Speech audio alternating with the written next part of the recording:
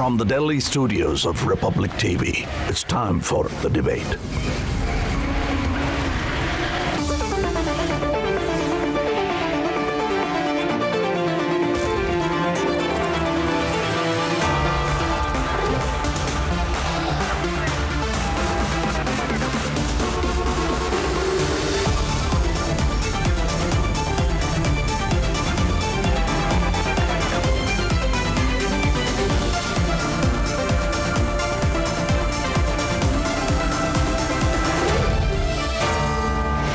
The Debate at 9, presented by Amity University, powered by RP Sanjeev Goenka Group, Century Ply, Samsonite and Panasonic.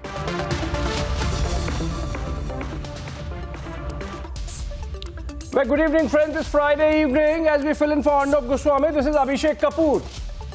A very good evening. I'm Deepthi Sachdeva, and Abhishek, today is a packed day because we are looking at a lot of developing stories. The reason why it's going to be a fiery debate, yes, particularly keeping in mind what Republic has been speaking for the last many days, that there is an agenda behind putting out the BBC documentary. The timing is also questionable, and that's going to be our first big debate that we lead this edition with.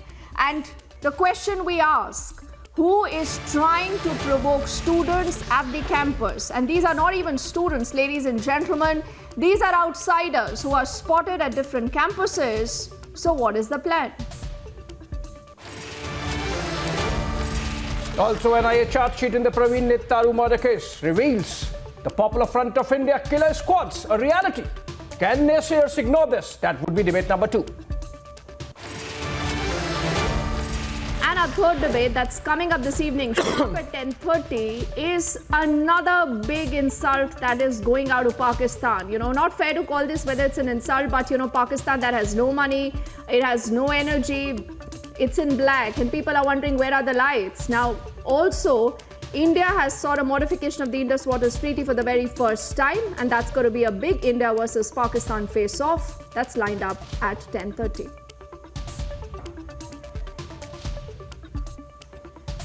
Let's quickly now get you the headlines on top of 9.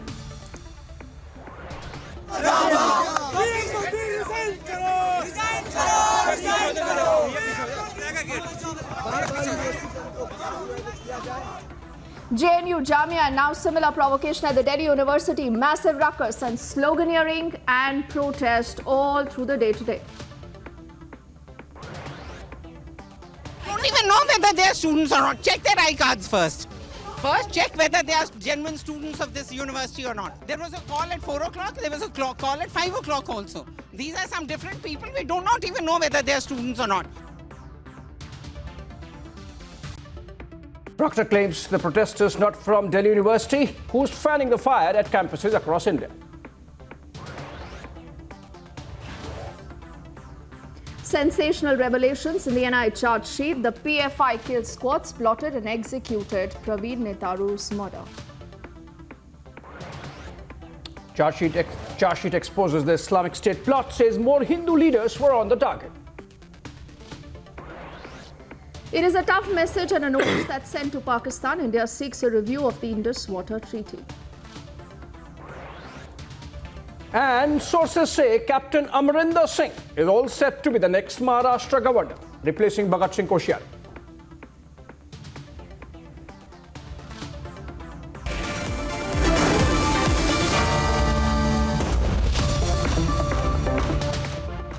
And first up, let's talk about this big so-called BBC documentary. Not that anyone is even concerned about what the BBC says and does, Abhishek, because that is another debate. But the problem is the kind of hate, the kind of excuses, the kind of provocation that we are seeing now at campuses. Remember the government saying that this is propaganda? It's been done with a mala-fide intention. But who really are those political parties? Who really are a part of that ecosystem that has latched on to this opportunity to hit out at the government? You know, this is a case that dates back to the 2002 riots, Abhishek, a case that the Supreme Court, the highest court of the country, has even exonerated Narendra Modi with. There have been SIT investigations, multiple rounds of questioning. Can this still be used, Abhishek, as an agenda come the big polls of 2024? Oh, since you mentioned both 2002 and 2024, the question is, Deepthi, what's about the timing? Also, since you mentioned political parties, is it actually about political parties or the tyranny of the unelectables, a certain lobby which wants to interfere with the politics of India, which perhaps wants to divide the country just ahead of the general elections? But let's look at what has happened across the country, particularly the campuses, in the name of this BBC documentary, and then we come back to debate.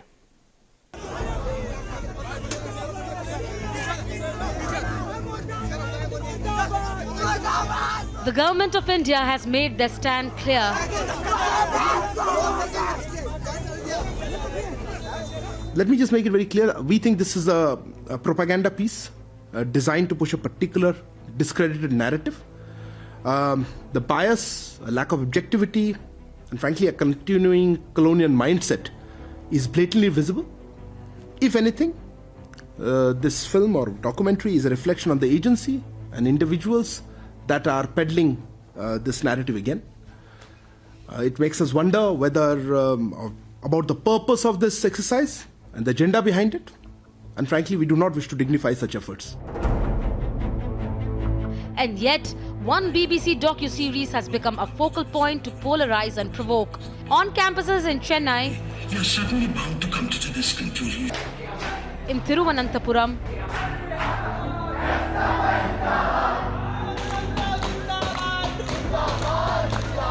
in West Bengal,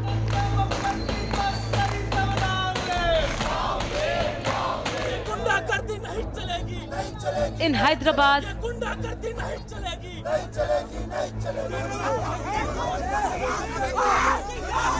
and in the national capital.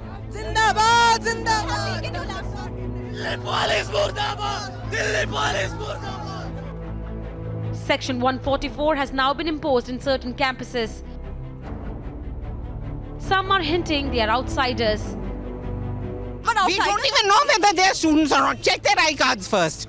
First, check whether they are genuine students of this university or not. There was a call at 4 o'clock, there was a call at 5 o'clock also. These are some different people. We do not even know whether they are students or not. Is it all a part of the 2024 polarization campaign? Let's debate.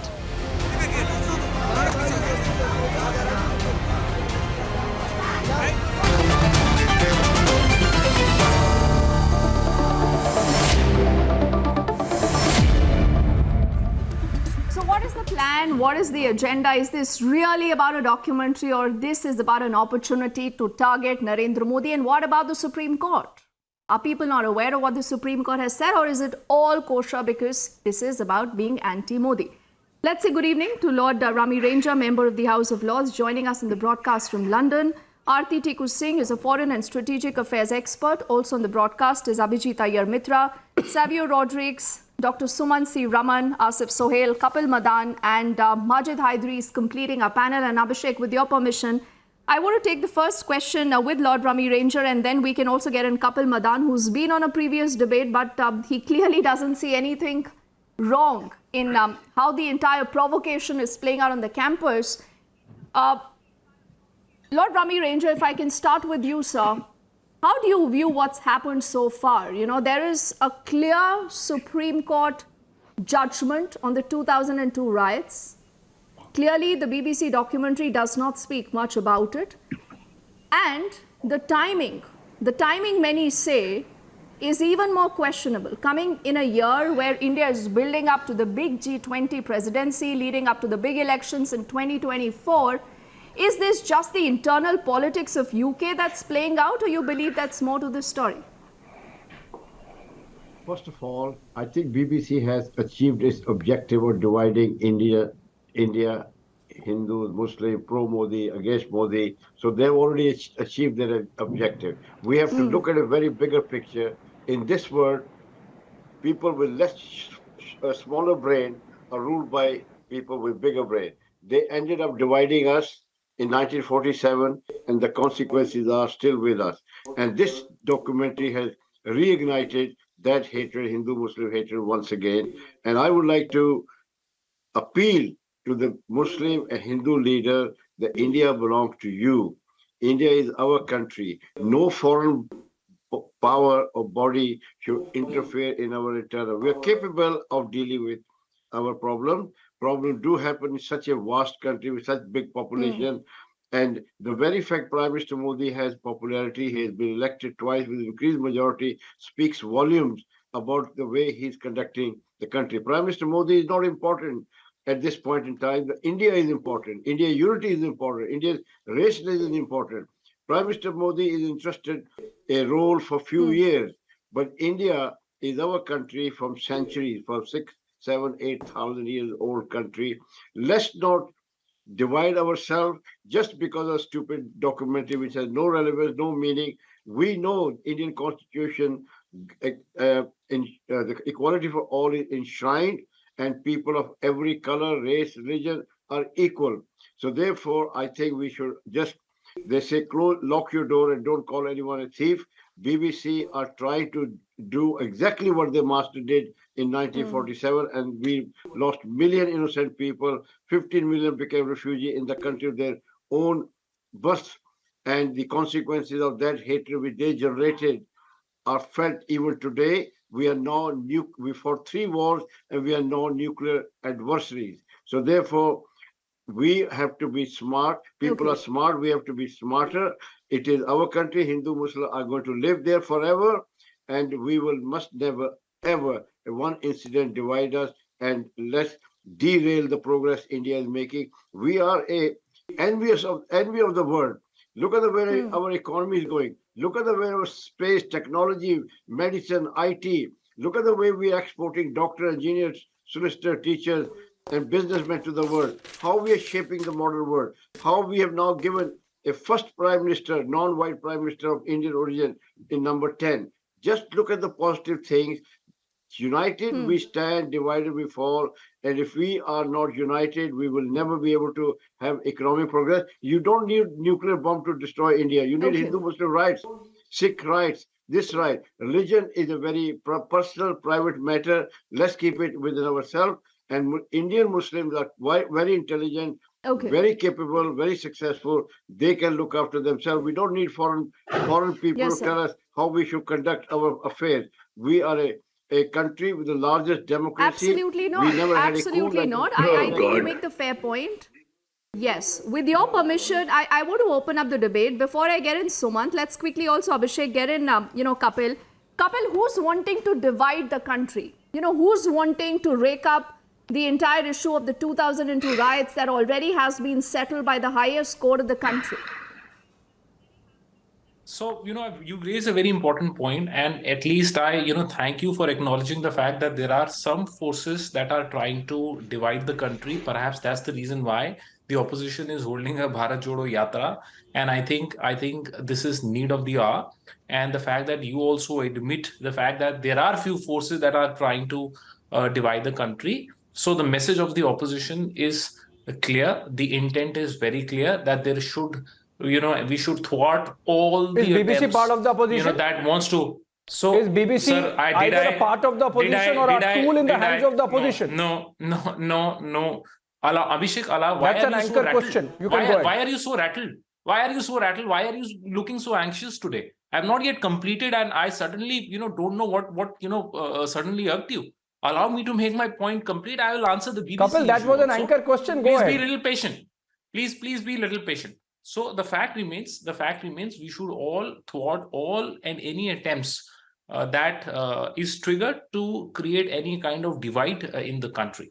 Now, answering the second point on the BBC, I was there on your previous show also, where I raised a point when, see, we have a Supreme Court judgment on the issue of 2002 riots. So my point here is, and I have a very limited legal point, that if there is something in the documentary that contradicts or that depicts something which has been held to be wrong by the Honorable Supreme Court, then the correct course of action available with the government is to go and get an injunction.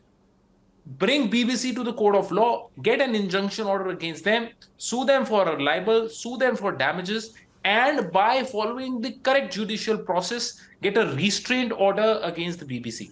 Now, what the government is trying to do here, the government wants to be a judge in their own case. They have themselves declared that, this documentary depicts something wrong, and I have personally not seen it because it is, of course, not available on the internet. So I don't want to comment, and I am not in a position to comment whether the documentary is right or whether the documentary is wrong. But I am here only arguing something which is concerned with the process of the law that needs to be followed. And insofar as the violence and I have to some explain to you reports that is process, coming Kapil from the Madan. university, I think the Since you have government raised should the take issue of stern process, action.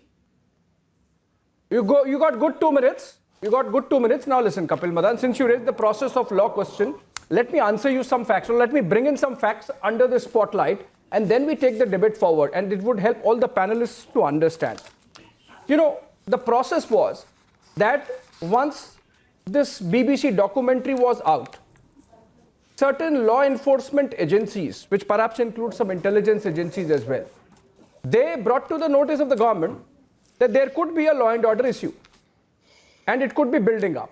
And that's why, while the government respects freedom of expression, freedom of speech, freedom of press, the government thought it would be in the fitness of things that mass forwarding of this documentary does not happen, and that is why only limited to the social media platforms, which are called intermediary platforms, the Ministry of Information and Broadcasting issued an advisory that online platforms desist from making this available in a manner that it can be mass forwarded.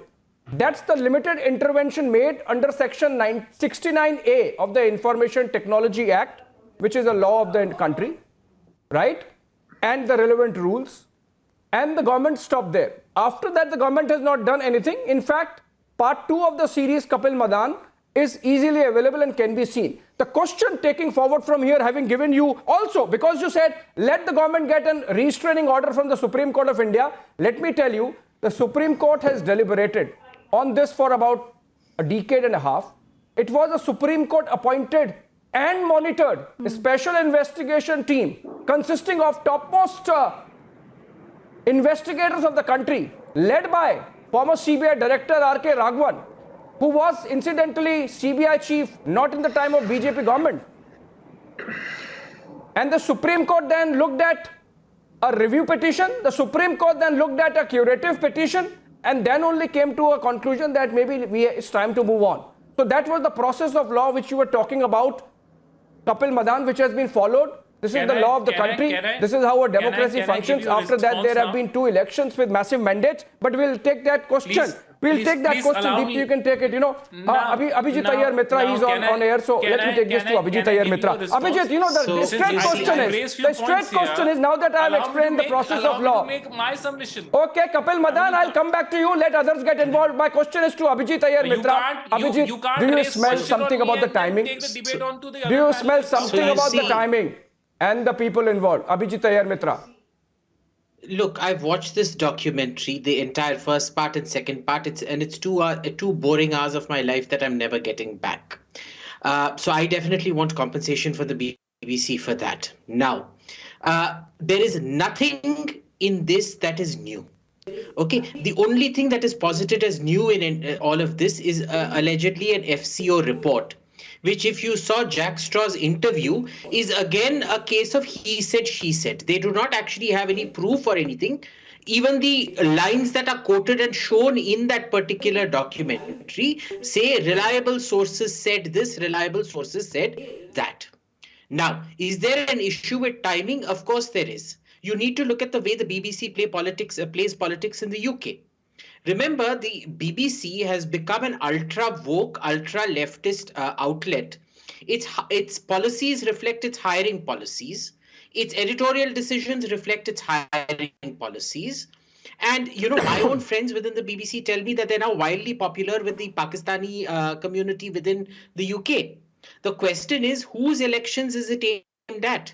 Is it aimed at the Indian election in 2024, in which case we've seen the more the New York Times and the Washington Post and the BBC open their mouth, the more votes the BJP ends up getting? Or is it aimed internally at the UK elections, which will be coming up, I guess, quite shortly, given all the political instability that's been going on out there? We really need to think. Remember, for the last week and a half, the BBC has been Okay. hammering on about Rishi Sunak and his colleague, a Muslim colleague, Mr. Zahavi, going on attacking them left, right, and center. It might have been that they wanted to kill two birds with the same stone. Okay.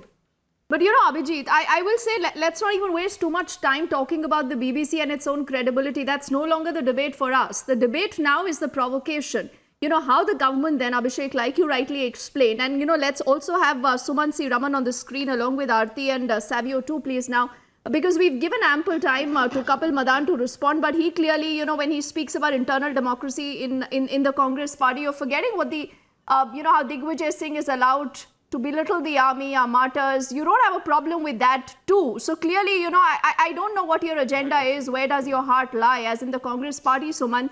But, you know, what about these scenes, Suman, that we've seen all through the day today on the campuses? You know, on our screens right now, you're looking at images from the Delhi University on the left, from the Jadavpur University also playing out on the right. I want to know, people who are not students, people who are outsiders, people from Kerala, students from Kerala, they are dispatched to the Delhi University.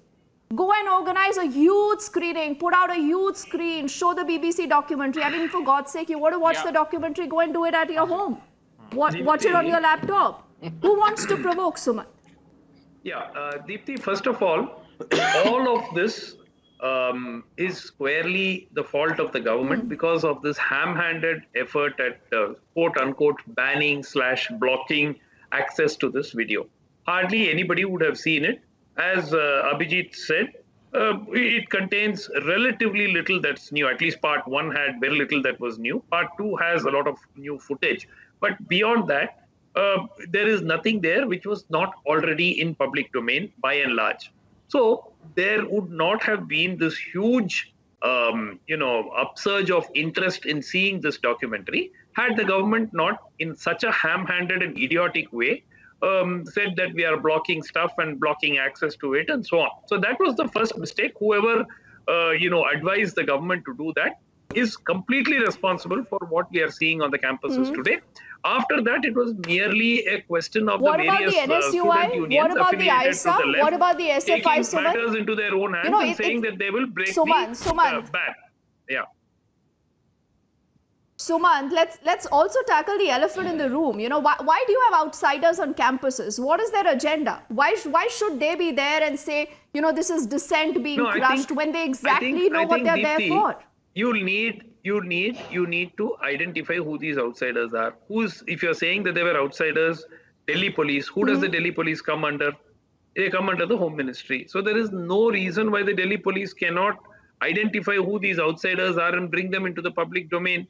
So look, let's be very clear. That's being done. One lady saying that there are outsiders does not mean the vast majority of people who watch the videos on these campuses. They are very likely students. Of the Delhi University, Sumant. It's been seen in Hyderabad, it's been seen in Trivandrum, it's been seen in Kolkata, it's been seen in Delhi, it's been seen in Chennai. We fear that this is not going to be the first and the last attempt.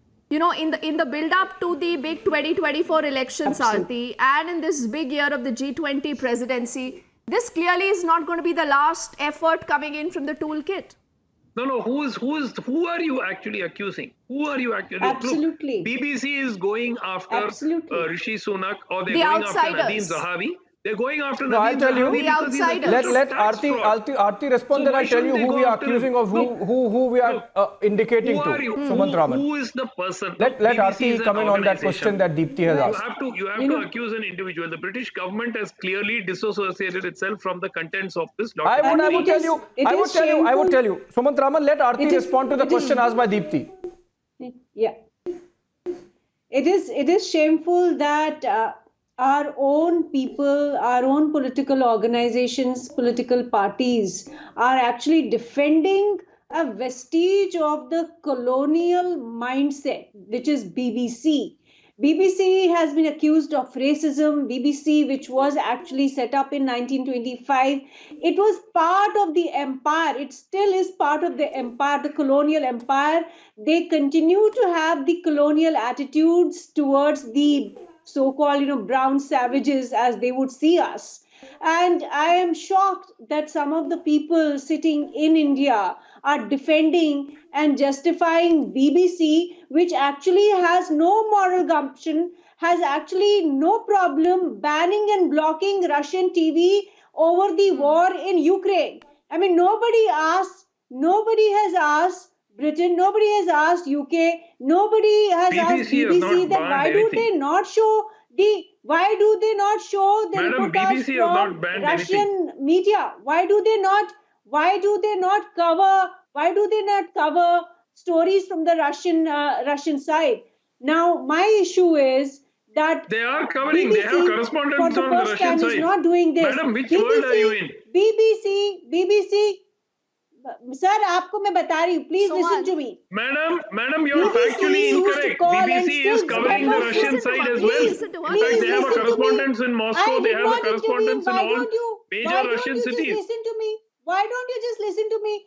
Just listen to me. Have some patience. Have some patience. My point is simply this. BBC all along has been calling terrorists who operated on the soil of Pakistan and came to India, infiltrated into India. They call them rebels. They call them dissenters. And these people who are sitting here in India are justifying and standing up in defense of the BBC. BBC is a thoroughly discredited platform. It has perpetuated bias. It has perpetuated prejudice against Indians, against Hindus. It has stood by Pakistan on Kashmir, for example. The line that they have taken in the last 75 years on Kashmir to begin with is the Pakistani line. They justify Pakistan's cross-border terrorism in Kashmir. These people here in India, whether it's from the Congress party or any other party, if they are defending BBC today, they're actually exhibiting the same attitude, the same kind of mindset which many did in the 1930s and 40s when Mahatma Gandhi, Nehruji and other freedom fighters were fighting for Nehruji fought for freedom. Good. I'm glad you at least accept that, madam. I'm glad you at least Let's take this forward. Sumant Raman, hold on. Some stooges and traitors. I'm glad you're accepting. Come on, Sumant Raman, let's be serious. Sincere. Let's be serious, Sumant Raman. Let's not be flippant. Let's not be flippant. Aarti, hold on. We have to take this forward. We have to involve others as well. Now, the basic question that I began with, or that we began with in this debate, the question of timing. Kapil Madan deflected, and Sumant Raman has no answer. So let me take this to another panelist this time. I have an answer. You never asked me, Abhishek. Asif Sohail. You never asked me about the timing. No, you haven't. There is still 1.5 years to go. I began with that, Kapil Madan. Hold on. Sumant Raman, hold on. Sumant Raman, hold on. Sumant Raman, you have in fact raised a very important issue, and I'll come to that. You didn't ask me that question. The answer is very simple. There is nothing specific on the timing. I began the debate by asking the question, what is about the timing? Years to go for the Sumant Raman. election. It's not on the eve of the election. And there is still half an hour to go for the debate, so let's move ahead. There is still another hour to go, another half an hour to go for the debate. Sumant Raman, let me take this forward. So the two questions. One that I began the debate with, which is about, what is this about the timing? 22 years, 20 years and more. And when a great part of the nation and the people have forgotten, want to forget, want bygones to be bygones, want to move ahead, and we are looking ahead at a period when India is really an oasis of peace. And India is an island of progress and growth. And then you bring in those things. You know, in personal life, if you read a book by Dale Carnegie, if you read those self-help books by Deepthi, if you know some self-help books, you know, I don't believe they teach, you know, positive thinking. They tell you in individual life that you should only be thinking about good things, positive things, look ahead, don't look at the past. Do you not apply those lessons as a society and as a nation? My question is the timing henceforth for this reason. And Sumant Raman, do you seriously, Savio, my question is to you and to Asif Sohail, but first to Savio. Sumant Raman seems to have more faith in an FCO report, which was basically sort of, you know, some dispatch, no, I didn't say that. motivated dispatch sent by the diplomat of the UK embassy, High Commission here in Delhi to London, trashed in the UK office of the Secretary of State, and now being pulled out again. As Sumant Raman himself said, Jack Straw was wishy-washy. Now, Savio, are we really going to give credence to an FCO report of 20 years back more than the due diligence done by a Supreme Court appointed SIT and the verdict of the Supreme Court itself?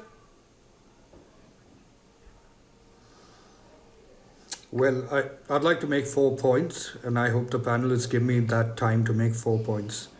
The first point being the blocking of the video that was circulating online and the mass forwarding of it.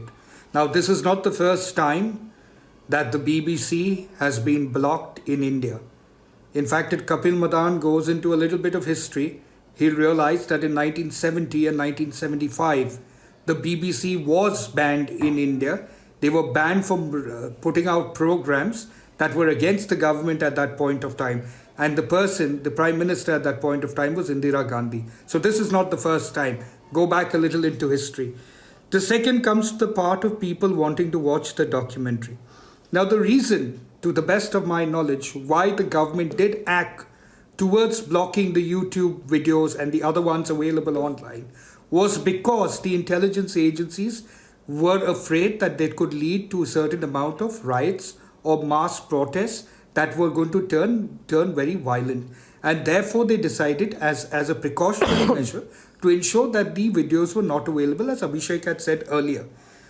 But coming back to the main thing now, which is the BBC documentary itself. The BBC documentary, to the best of my opinion, is nothing but a hook that you have on the fishing rod.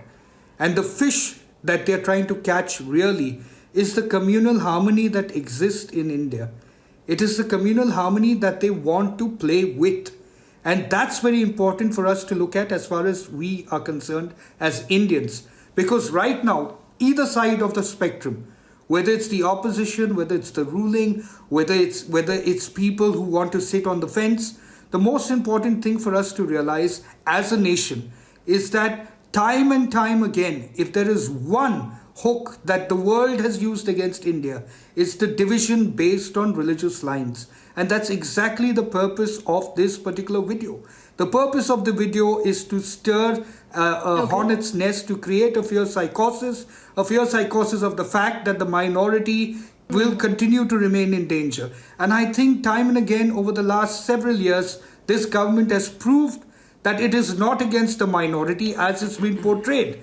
The fact of the matter is today India has gone beyond minority and majority. India is looking at each other as Indians. That is why today Kapil, myself, all of us on this panel today can actually sit down and discuss like adults the actual problems that are faced in this country.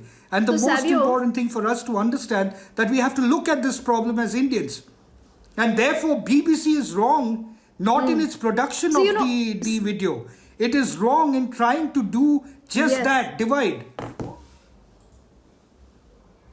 But Savio, then clearly there is a familiar script. How is it that likes of Majid Hydari and Asif Sohail, both of these gentlemen haven't spoken? So Asif, to you first, how is it when it is such a familiar script, make it us versus them, say the minorities are really suffering, cite a 2002 case that is already closed. And, just for your benefit, and though we don't have Kapil Madan, but Majid Hydari, you must listen to what the Supreme Court said. The Supreme Court, in its judgment, has said that, and I'm quoting now, it referred to the proceedings being pursued to keep the pot boiling, obviously for ulterior design, and said that all those involved in such abuse of process need to be in the dock and proceeded with in accordance with law. In spite of that, Asif, look at what's happening on the campus. There clearly is a provocation. Who benefits from this? You think you will benefit from this?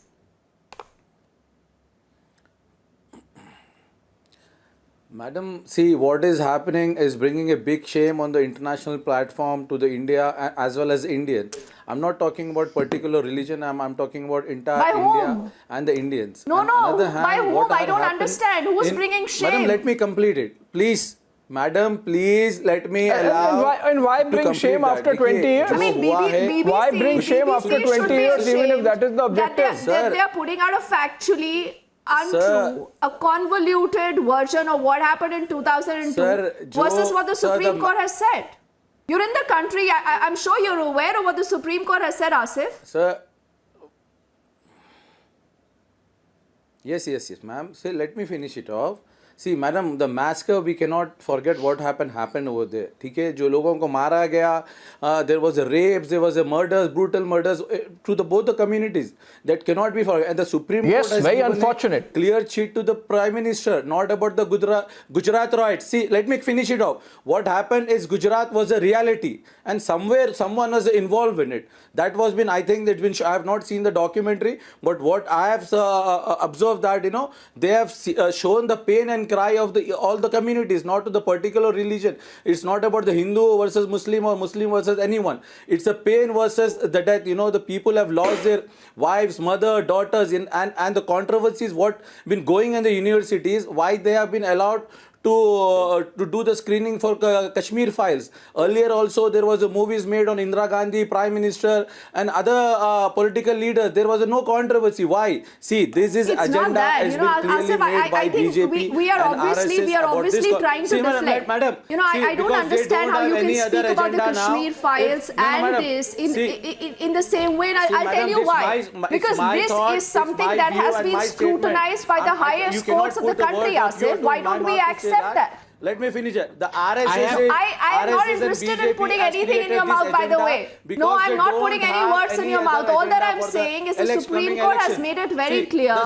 That's what. See, there is a clean sheet. From where do you get accountability if not the Supreme Court, Asif? They are trying to divide the Indians. I'm not telling Will the BBC give us a clean sheet? Hindu versus or the Muslim.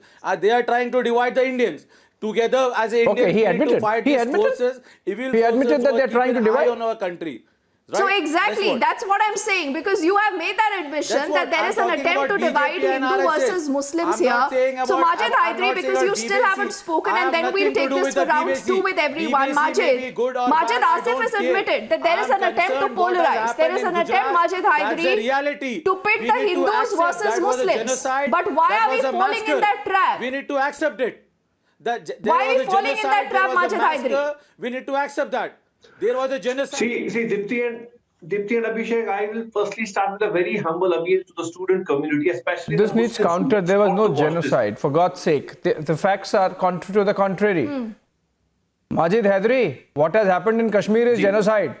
Aarti Tikku, please tell him the difference between a riot, a communal case of communal violence, and genocide. Would you tell Majid Hydari?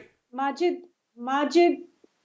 Muslims in Gujarat are living and prospering. Can you still unlike in the case of Kashmir, where the Hindus have been thrown out? Make a distinction between? Can you still not make a distinction between the fact that Kashmiri Pandits never ever have picked even a stone against anyone, and we are talking about a communal riot in which both Hindus and Muslims were killed in Gujarat? So let's not please compare the two. Kashmiri Hindus were ethnically cleansed. We were subjected to genocide, a systematic genocides, not just, since 14th century, but 1947 onwards. You cannot compare the two situations at all. I mean, you today do not have Kashmiri Pandits living in Kashmir. You have Gujarati Muslims, Gujarati Hindus living together in Gujarat. You do not have Kashmiri Pandits in their homes, in their motherland, in their homeland in Kashmir today. By what right and authority do you compare these two situations? Now, can I speak? Because I haven't spoken yet. Yes, can I speak now? See, firstly, I make a very humble appeal to the student community not to watch this documentary, especially to Muslim students. I want them to focus on studies, and it's nowhere a part of any educational curriculum or academic curriculum anywhere across the country. And one more important point, this is only an extracurricular controversy for the student community. Please don't watch it. But now I have two serious points. First is that if such a documentary with such design where entire country can get polarized was being made with the legwork being done right inside my country in the BJP regime in the last 2 years, what were the intelligence agencies doing for the last 2 years when this documentary was being legworked in Kashmir, across the country? First point. Second point is that why does my government want we the people to go by blind faith or andhvishwas over this documentary when government itself is in a dilemma?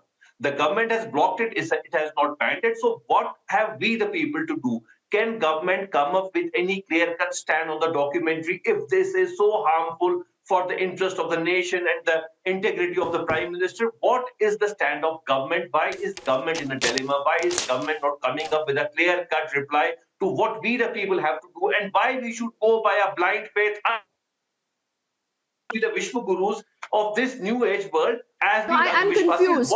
Blind faith in the Supreme Court, Majid Haidari? Did you just say that?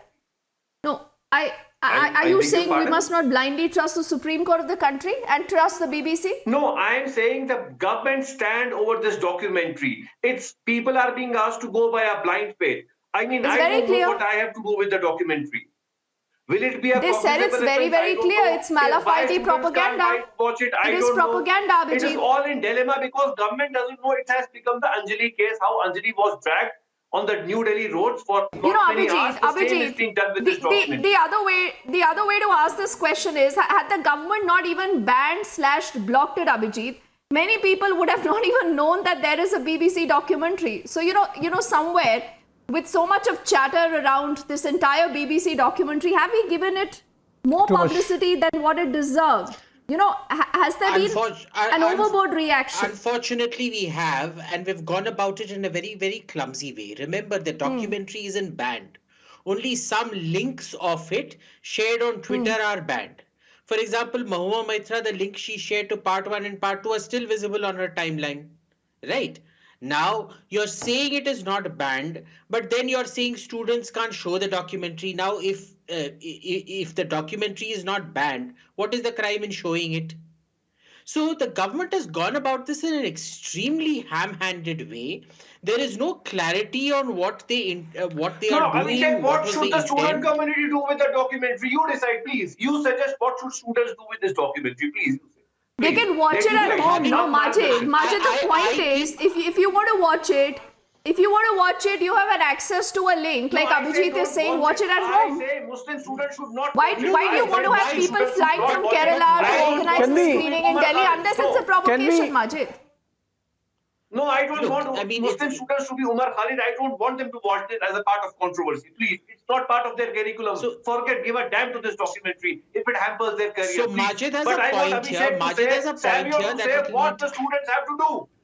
No. What is the problem with them watching it on the campus? Abhijit, quickly, let me get it they want. Especially if it is not even banned. What is the problem in watching it on the campus? Yeah, what is the problem? I think the government has basically created a mountain out of a molehill. What is the problem in watching it at home or anywhere else but not the campus then, Sumant? The question obviously can be why not watch it in the campus? Students routinely watch such, whether it is documentaries or movies, they do watch it on the campus. So what is the problem? And if it is not banned and only some links are being blocked, then there is no need. Why was electricity cut off the other night? When students are gathered for watching this documentary, how absurd is that? Because a QR code. Okay, I tell you, I will answer that, Sumant Raman. I'll answer that, Sumant Raman, but in return, you will have to answer my question. The reason why electricity was cut was because, as mentioned in the beginning, Aarti, hold on. Sumant Raman, the reason why the electricity was cut was because. I'm telling you, Sumant Raman, I'm telling you why. The electricity was cut essentially because of the apprehension that this mass watching of this documentary can lead to law and order situation. It can lead to, for example, we have already seen, Sumant Raman, the fact that it is being countered with mass viewing of the Kashmir files, which again, I'm not taking any side, which again garners its share of controversy. Sumant Raman, please answer. Come on, Abhishek. Please answer. Now my question. Please answer. Do you have more faith? Do you have more faith in a trashed FCO report as compared to a Supreme Court appointed SIT report? Because what we are seeing is, Sumant Raman, that using this opportunity, lot of old content, these activists, they are bringing out old articles saying, oh, the government has gone about it in an extremely ham-handed manner. This entire thing should have just been allowed to be aired. Hardly anybody would have viewed it. Now they've made it a okay, now let me take this forward. Deepti, with your permission. Yes. Sumant Raman, I agree with that. The government could have handled it differently, as Abhijit also said. Now, I have two important questions, and I want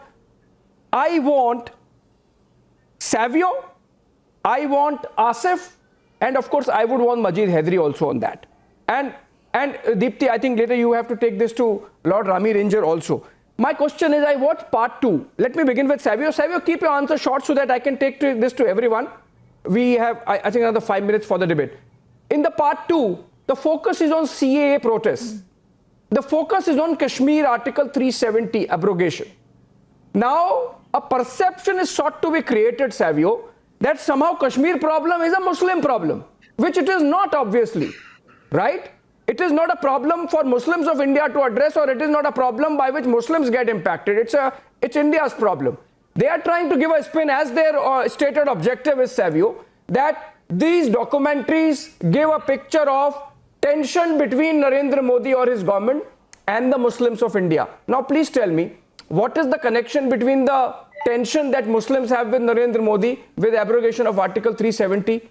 Are the BBC producers even being, showing basic honesty and integrity before approaching their work, Savio? Quickly. Well, there are two kinds of Muslims. There are two kinds of Muslims in India. One is the Indian Muslim, who's dedicated to our motherland, and the other ones are Muslims in India in general.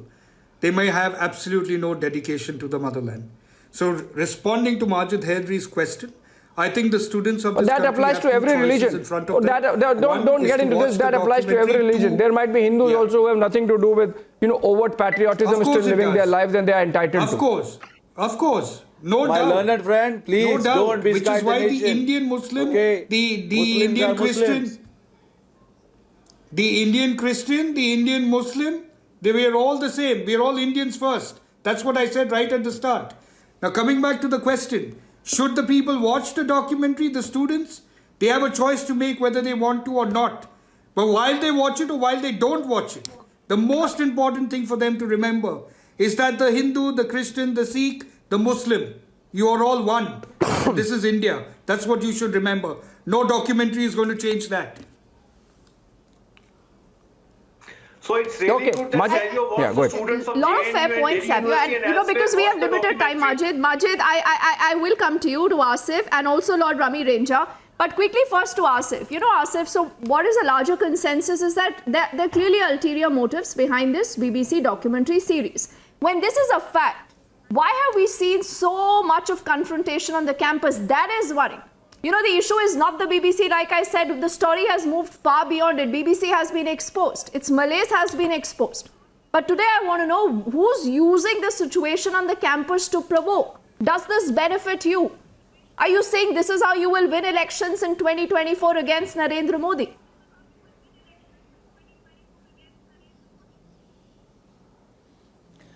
Ma'am, this is a tool to brand our Honorable Prime Minister. That's going to benefit BJP and RSS. No one is going to benefit, neither it's going to help anyone, but it's a branding tool.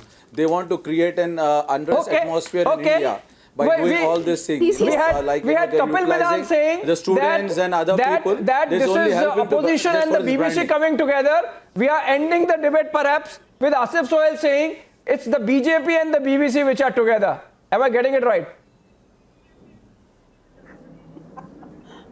Very true.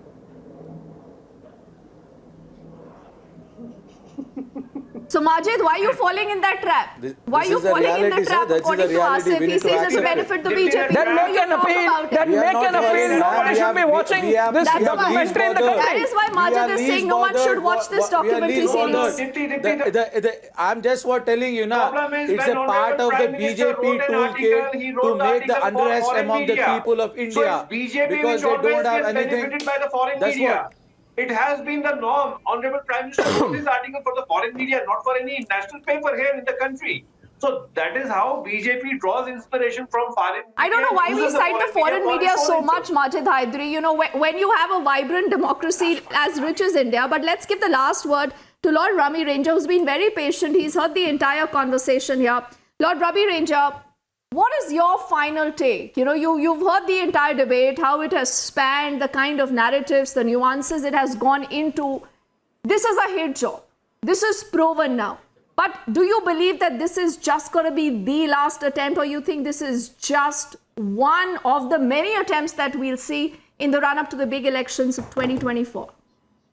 As long as India continues to rise, India will attract a lot of jealousy, a lot of animosity, because people are jealous of your success, and India's success is bringing a lot of undesired elements to interfere in our domestic affair. My appeal to all you people, all you listening, we live in a very vibrant democracy. It's the largest democracy in the world. Incidents do take place. No government can move forward while systematically discriminating or leaving any section behind. We have to move together as one. And the very fact we have so much difference of opinion, that shows the strength of our democracy. We should have, I'm sorry the government decided to ban the documentary. We should not have allowed ban the documentary. Let people make their qualified judgment. But on top of that, what we have to remember that these people will go. We will have to pick up the pieces. If we allow them to infiltrate our mind and poison our mind and damage our relation, only the economy of India will suffer, the productivity will suffer, and you all will suffer. So therefore, India does not belong to Mr. Modi. Mr. Modi is not the cause. The cause is India. We are already temporary here. Mr. Modi is also temporary here. But the cause India is 6,000-7,000 year old. You have to look after it. And you have to learn from the history how the invaders came, how they massacred, how they tried to destroy the civilization, how the civilization is bouncing back to reach its original glory. So and it's a good note, Lord Ravi Ranger, sir. We've completely run out of time, but I think it's a good note to end this debate on. And like I said, Abhishek, important is who's provoking. Who's provoking our students at campuses? Is this a rerun of a lot of similar failed attempts that we have seen earlier? Aarti Tikku Singh and all gentlemen, I thank you so much for your time. Abhishek, it's been a fantastic debate. And, you know, like we say here at Republic, that never stop asking these questions, because exactly these questions expose who stands where. On the other side, Niranjan is bringing up another big debate, and this is about, Abhishek, the NI charge sheet. Oh, yes. And, you know, Deepthi, because you mentioned whosoever is intending to divide India, obviously those designs won't succeed. Niranjan, of course, is there on the other side with two good debates. One on the NIA charge sheet in the Praveen Nettaru murder case, and the other one, India really reading the riot act to Pakistan on the Indus Water Treaty and its implications. Niranjan, on the other side.